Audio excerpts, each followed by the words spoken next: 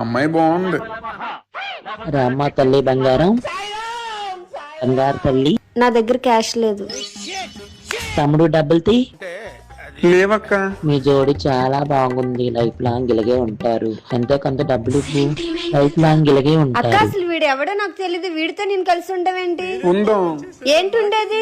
Life long కలిసి ఉందాం, పెళ్లి చేసుకుందాం. అక్క చెప్పింది కదా మన జోడీ బాగుందని.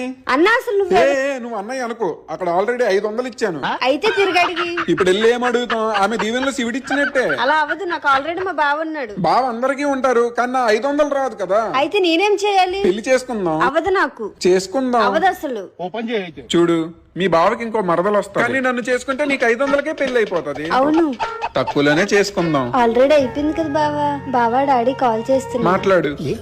డాడీ, మా ఆయనతో బయటకు వచ్చాను. ఒకసారి లైవ్. మామయ్య బాగున్నారా?